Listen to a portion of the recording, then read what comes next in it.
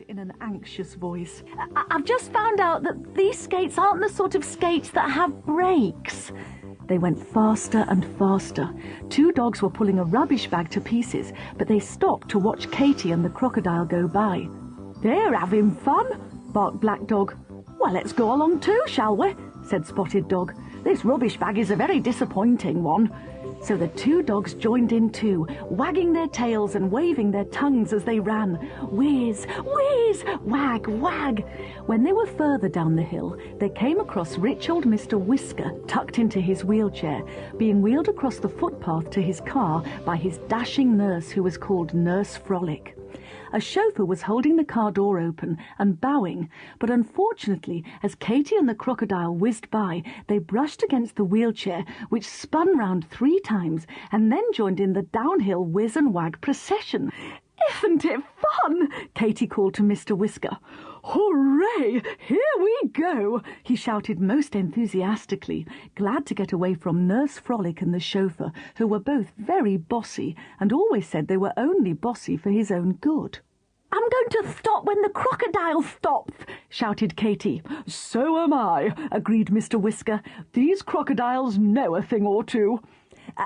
I won't be stopping immediately," mumbled the crocodile desperately, balancing with his tail for all he was worth and making circles in the air with his short front legs.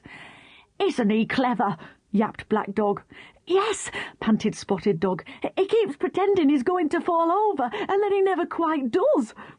They went faster and faster, while behind them, shouting and yelling, ran Katy's mother, Nurse Frolic, and the chauffeur. About halfway down the hill, they came upon Mrs. Harris, leaning out of the window and telling her husband which apples to buy at the greengrocer's.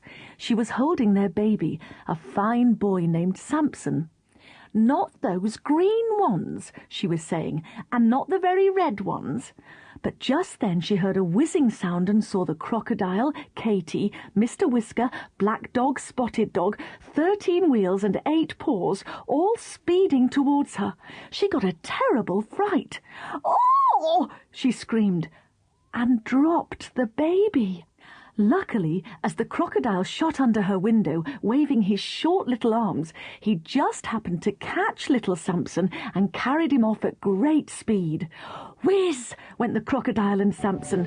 "Whiz!" went Katy. "Whiz!" went Mr. Whisker. "Wag, wag!" went Black Dog. "Wag, wag!" went Spotted Dog. "Stop! Stop! Stop! Stop!" shouted Katy's mother, Nurse Frolic, the chauffeur, and the Harrises, who joined in, running faster than the others because they were so upset to see their baby carried off by a crocodile. A brass band in a bus turned into the road on its way down to the park at the bottom of the hill, where it was going to play that very afternoon. "Look, a Downhill Crocodile Whizz!" exclaimed the bandmaster, leaping from his seat and reaching for his baton. "Oh, let's give 'em a bit of an ooh-pah-pah. Ready, boys? Prestissimo accelerando!" The band began to play Land of Hope and Glory with all the prestissimo and accelerando that a heart could desire. They opened the windows for the trombones, and the driver speeded up a little bit so that they could keep up with the crocodile, who by now was going downhill very fast indeed.